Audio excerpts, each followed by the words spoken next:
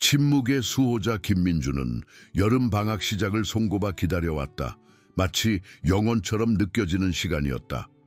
명문 창성고등학교에서 고작 열하루만 더 버티면 2학년이 시작된 이후 매일 반복되던 고된 일상에서 벗어날 수 있었다. 키 약 178cm의 마른 체형을 헐렁한 스웨터로 가린 민주는 복도를 거의 눈에 띄지 않게 걸어 다녔다. 소음 제거 헤드폰을 쓰고 존재감을 지우려 애썼다. 9월 초부터 끊임없이 괴롭혀 온 불량배들로부터 자신을 보호하려는 몸부림이었다. 모든 것은 민준이 화재 경보기 오작동으로 대피하던 중 박준서와 부딪히면서 시작되었다. 그 바람에 준서가 아끼는 수입 탄산음료를 디자이너 운동화에 쏟게 된 것이다.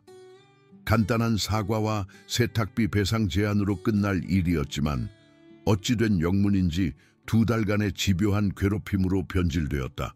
세련된 페이드컷 헤어스타일을 하고 학교 대표 쿼터백으로서의 자신감으로 빛나는 준서는 3학년이었다. 준서는 민준에게 복종의 대가를 치르게 해야 한다고 마음먹었다. 그의 추종자들인 강태민과 오주원은 준서의 명령이라면, 특히 약자를 괴롭히는 일이라면 언제나 열성적으로 따랐다. 괴롭힘은 뻔한 수순을 밟았다. 복도에서 일부러 어깨를 부딪히고 실수로 민준의 폴더를 흩뿌리고 물려받은 옷과 낡은 가방에 대해 빈정거리는 것은 다반사였다. 교사들이 한눈을 팔 때면 어깨를 밀치는 일도 있었다. 민준은 모든 것을 묵묵히 견뎌냈지만 그것은 오히려 저항하는 것보다 준서를 더 짜증나게 하는 듯했다. 준서가 모르는 사실이 있었다. 민준은 지난 3년간 동네 건너편에 있는 이모의 도장에서 합기도를 연마해왔다. 다른 학생들이 오락실에서 어울리거나 온라인 게임에 몰두하는 매주 월요일과 수요일 방과 후 민준은 다다미 위에서 균형, 타이밍, 그리고 더 큰 상대를 역이용하는 기술을 훈련했다. 전직 국립공원 레인저였던 이모 서연희는 그에게 자제력과 기술을 사용할 적절한 시기의 중요성을 강조했다. 싸움은 항상 최후의 수단이란다. 민준아. 연희 이모는 매 훈련이 끝날 때마다 강조했다. 하지만 누군가 너의 안전을 위협한다면 자신을 방어해야 해.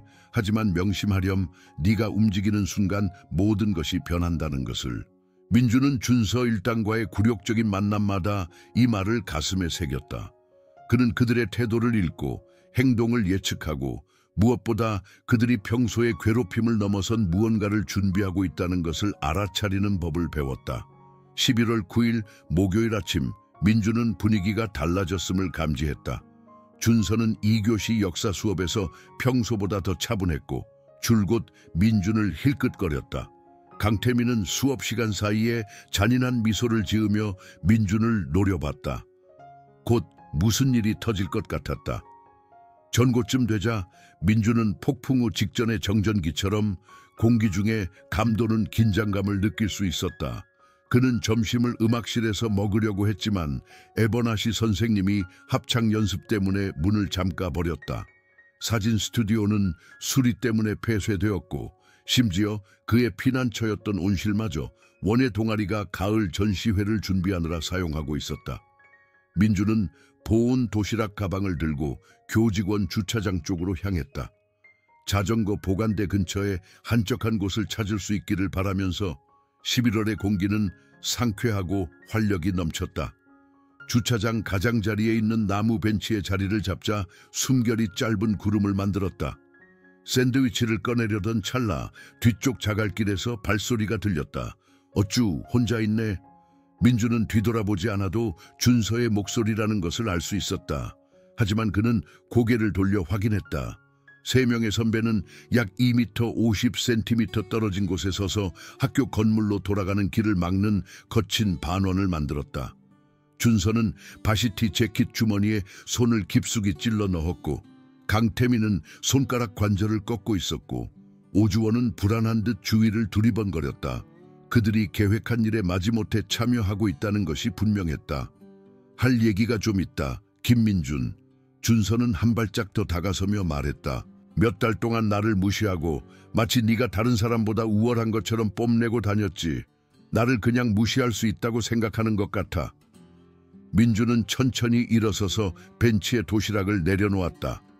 맥박은 빨라졌지만 호흡은 일정하게 유지했다. 연희 이모가 가르쳐준 대로 그의 몸은 3년간의 훈련으로 익숙해진 편안하면서도 준비된 자세로 바뀌고 있었다. 나는 싸움을 원하지 않아, 준서야. 민주는 침착하게 말했다. 나는 그냥 점심을 먹고 싶을 뿐이야. 강태민이 낄낄거렸다. 거친 소리가 주변 차량에 울려 퍼졌다. 들었어, 준서야?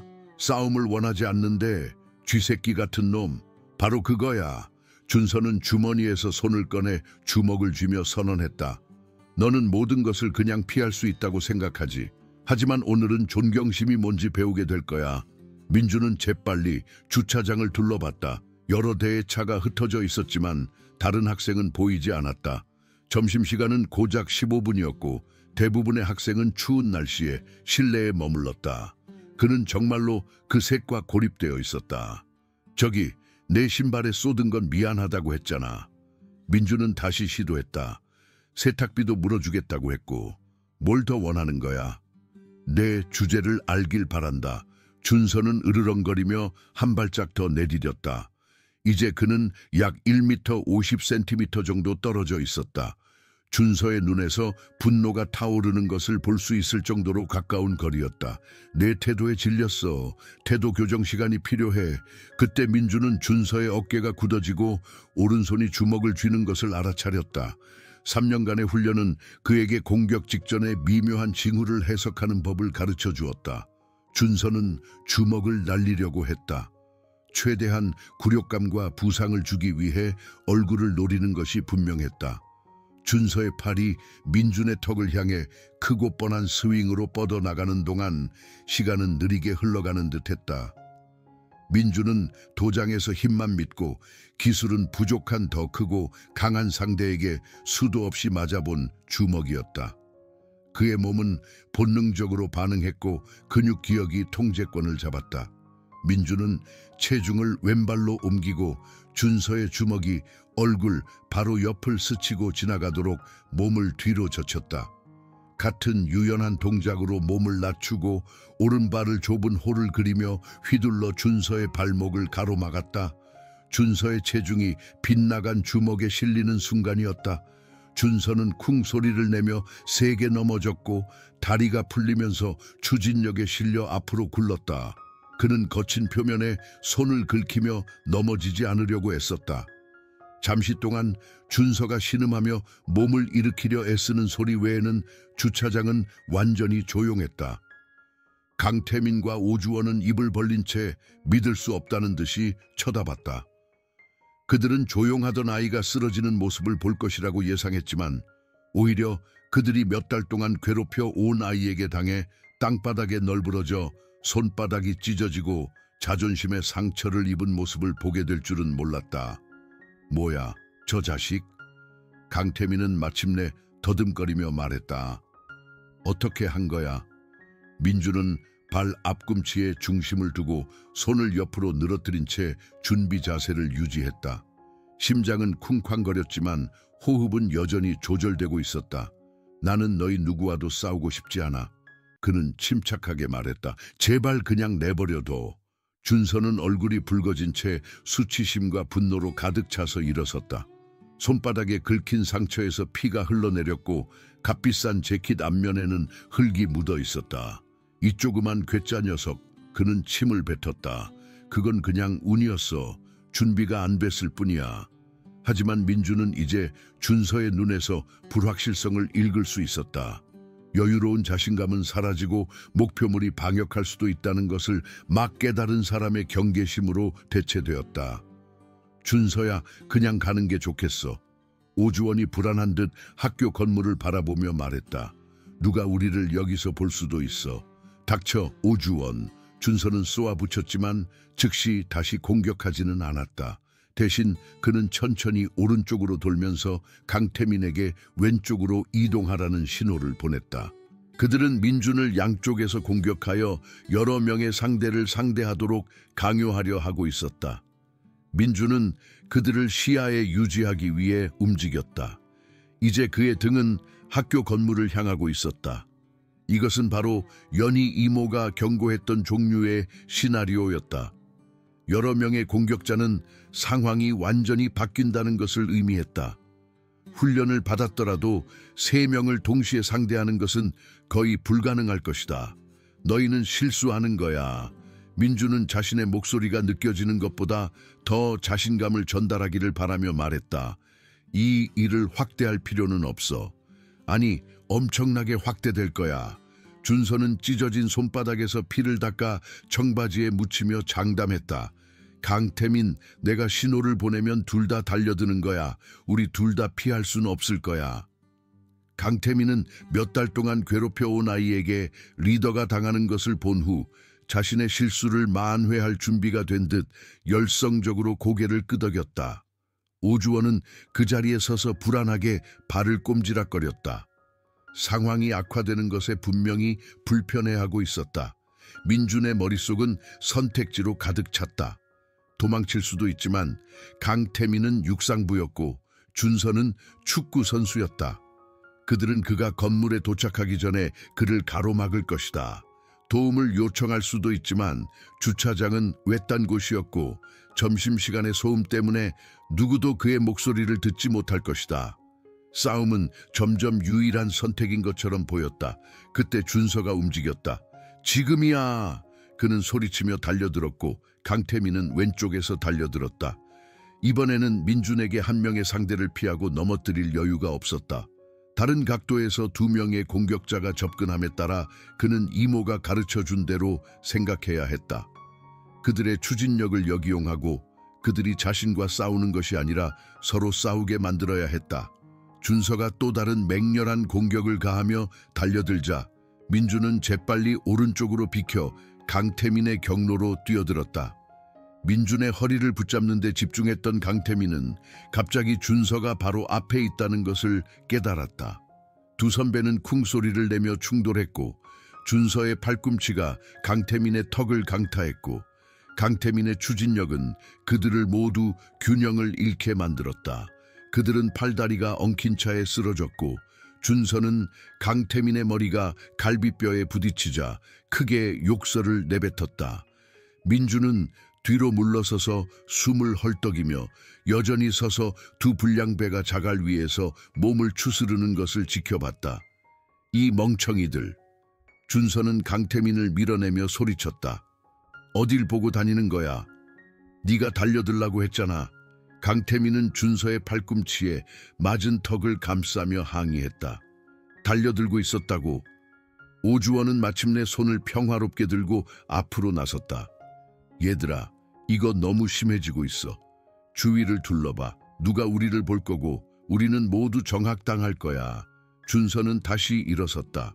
그의 재킷은 팔꿈치에서 찢어졌고 얼굴은 분노와 당혹감으로 붉게 물들었다.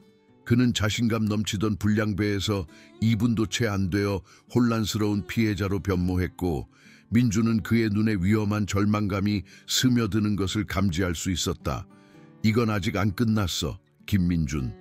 준서는 긁힌 손가락으로 민준을 가리키며 말했다. 오늘은 운이 좋았을 뿐이야. 하지만 네가 어디 있는지 알아. 매일, 매 수업, 매 복도, 영원히 나를 피할 순 없어.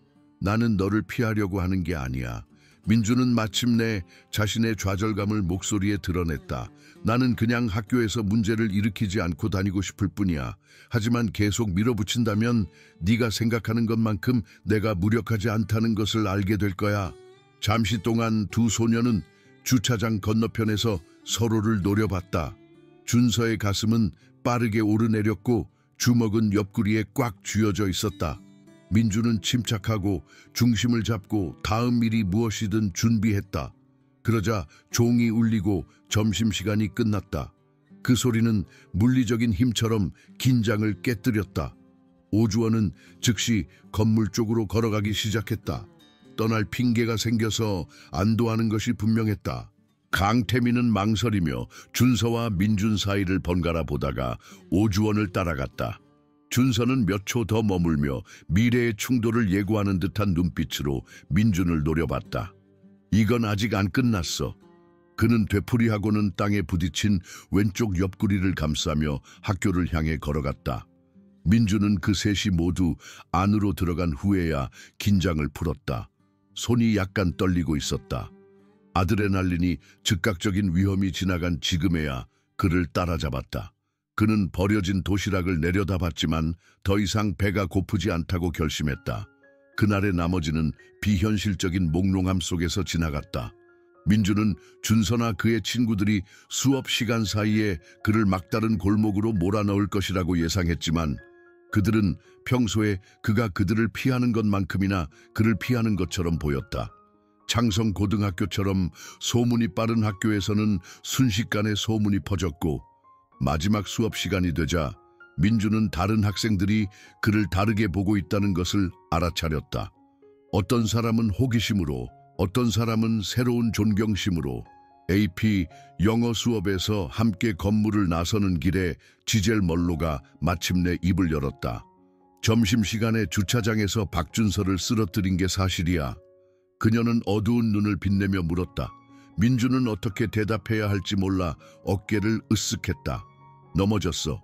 지젤은 웃었다. 내가 들은 거랑 다르네.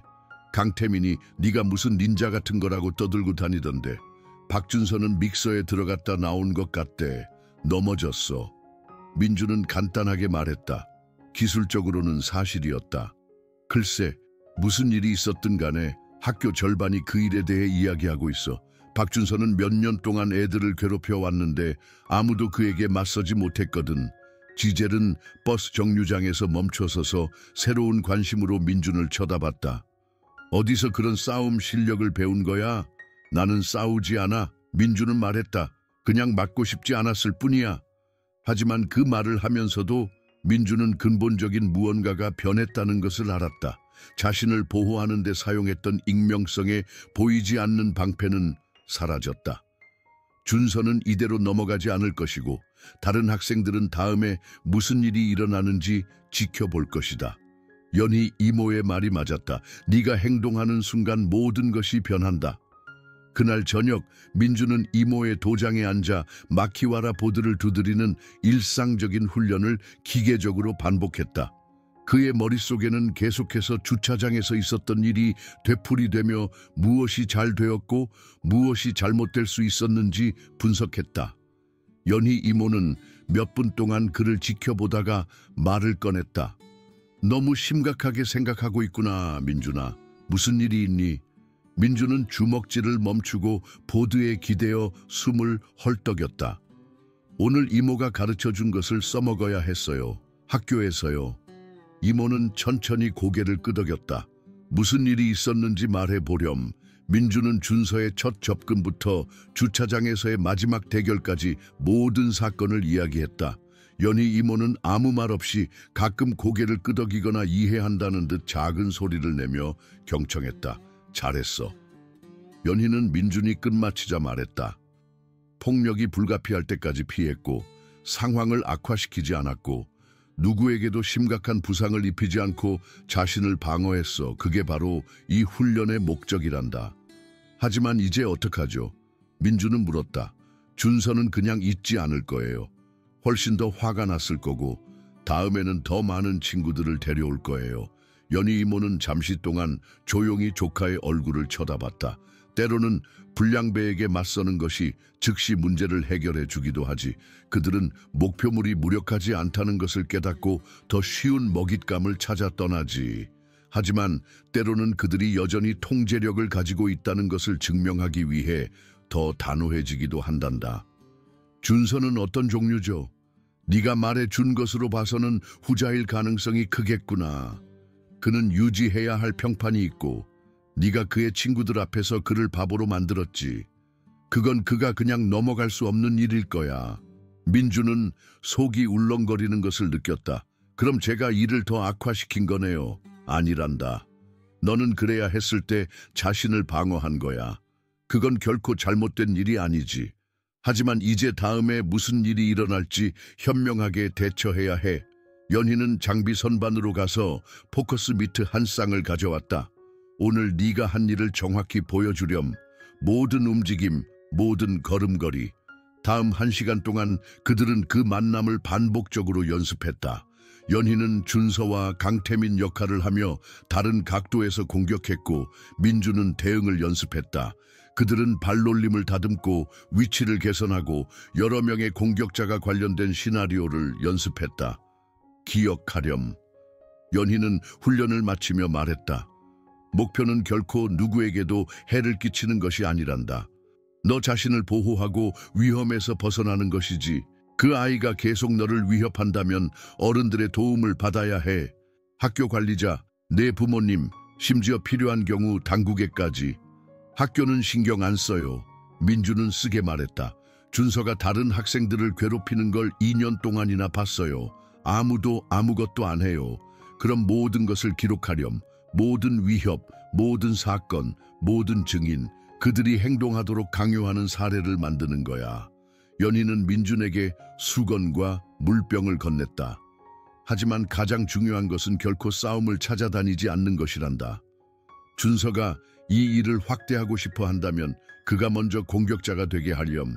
내 임무는 살아남고 도움을 받는 것이지 어떤 종류의 싸움에서 이기는 것이 아니란다. 다음 날 아침 민주는 두려움과 결의가 뒤섞인 마음으로 창성고등학교로 향했다.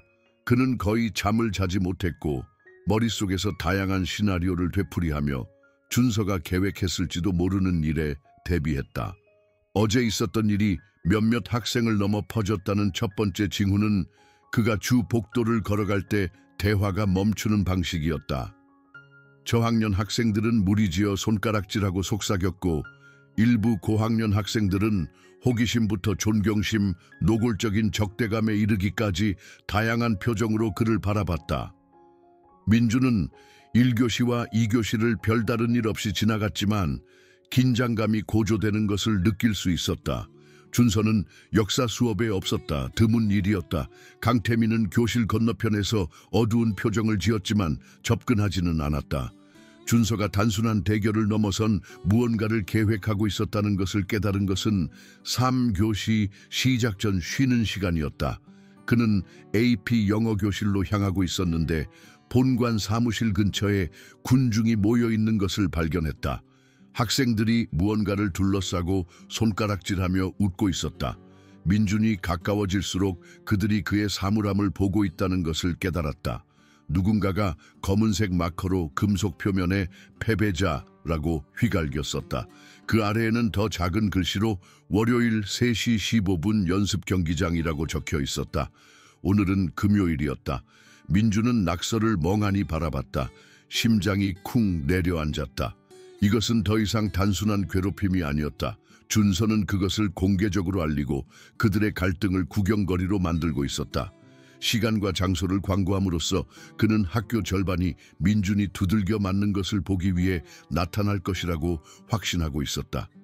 데이트가 있는 것 같네. 뒤에서 목소리가 들렸다. 민준이 돌아서자 거의 알지 못하는 고학년 여학생인 브리아나 헤이스가 해석하기 어려운 표정으로 그의 사물함을 바라보고 있었다. 그런 것 같아. 민준은 침착하게 대답했다. 준서가 모두에게 존경심이 무엇인지 가르쳐 줄 거라고 말하고 다니던데. 브리아나는 말을 이었다. 어제 널 기습 공격하고 도망갔다고 하던데. 민주는 사건이 뒤틀린 버전에 거의 웃을 뻔했지만 이 상황에서 재미있는 것은 아무것도 없었다. 사실이 아니야. 알아. 브리아나는 말했다. 내 남동생이 도서관 창문에서 지켜보고 있었거든. 모든 것을 다 봤대. 그녀는 잠시 멈춰서서 조심스럽게 민준을 쳐다봤다. 준서가 이번에는 백업을 데려올 거야. 오주원 헤이스의 형과 축구부에서 몇 명 데려올 거래. 월요일 방과 후에 널 막다른 골목으로 몰아넣을 계획이야. 민준은 속이 텅 비는 것을 느꼈다. 이것은 그가 혼자 감당할 수 있는 수준을 훨씬 넘어섰다. 준서와 1대1로 싸우는 것은 괜찮지만 5명이나 6명의 상대를 상대하는 것은 자살 행위나 다름없었다. 왜 나한테 이런 말을 하는 거야? 그는 물었다. 브리아나는 어깨를 으쓱했다. 왜냐하면 준서는 몇 년 동안 당해야 했던 멍청이니까. 그리고 내 동생이 네가 어제 그를 해치려고 시도조차 하지 않았고 단지 그를 바보로 만들었을 뿐이라고 말했거든. 그건 기술이 필요한 일이니까. 민준이 대답하기도 전에 그녀는 군중이 점점 늘어나는 가운데 낙서로 훼손된 사물함 앞에 글을 남겨두고 떠나갔다. 금요일의 나머지와 월요일 전체는 속삭이는 대화와 의미심장한 시선 속에서 흐릿하게 지나갔다. 그의 사물함에 있던 낙서는 관리 직원에 의해 지워졌지만 그 메시지는 이미 학교 전체에 퍼져 있었다. 그와 한 번도 이야기해 본 적이 없는 학생들이 복돼서 그에게 접근했고, 어떤 사람은 지지해 주었고 어떤 사람은 준서가 월요일의 대결에 대해 진지하다는 것을 경고했다. 월요일 저녁이 되자 민주는 깨어날 수 없는 악몽에 갇힌 듯한 기분을 느꼈다. 그는 부모님과 이야기를 나눌까 생각했지만 두 분 모두 생계를 유지하기 위해 여러 직업을 가지고 있었고 그들의 스트레스를 더하고 싶지 않았다. 그는 학교 행정실에 갈까도 생각했지만 그들이 괴롭힘 사건을 무시하는 것을 수년간 지켜본 결과 상황을 악화시킬 뿐이라고 확신했다. 그날 밤 그는 연희 이모에게 연락했다. 이건 너무 멀리 갔구나, 민준아. 민준이 상황을 설명하자 연희는 말했다. 이제 어른의 도움이 필요하단다. 이건 더 이상 너 자신을 방어하는 문제가 아니야. 이건 더 나이 많은 남자아이들이 너를 폭행할 계획을 세우는 문제란다. 그냥 안 나타나면 어떻게 되죠? 민주는 물었다. 학교 끝나자마자 바로 떠나서 연습 경기장을 피하면요. 그럼 준서는 다른 시간과 장소를 선택할 거야. 이런 불량배들은 쉽게 포기하지 않지. 그들은 물러서는 것을 약점으로 여기고 그것은 그들을 더 공격적으로 만들지. 연희는 잠시 동안 조용했다. 내 교장 선생님과 이야기를 나눠야 할 때가 된 것 같구나. 안 돼요. 민주는 재빨리 말했다. 연희 이모, 제발요. 이모가 학교에 연락하면 모든 것이 더 나빠질 뿐이에요. 준서는 제가 자기 싸움도 못하는 겁쟁이라고 말할 거예요. 이건 싸움 문제가 아니야, 민준아. 이건 네 안전 문제란다. 하지만 민주는 이모의 목소리에서 불확실성을 들을 수 있었다. 연희도 공립학교 시스템을 거쳤다.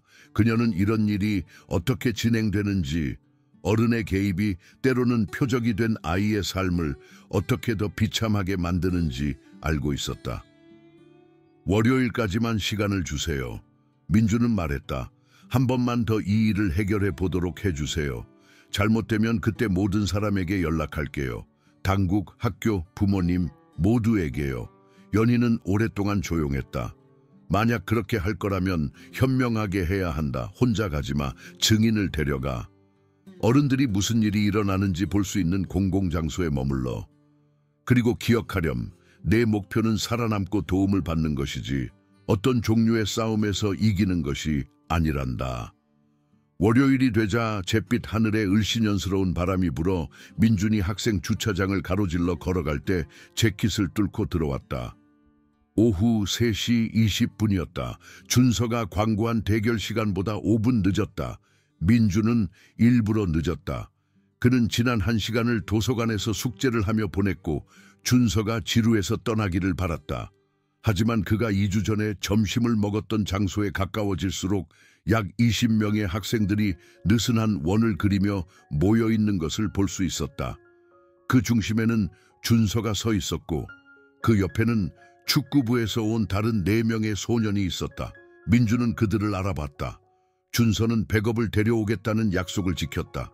민준이 접근하자 군중은 갈라졌고 수십 개의 눈이 그의 모든 걸음을 지켜보고 있다는 것을 느낄 수 있었다.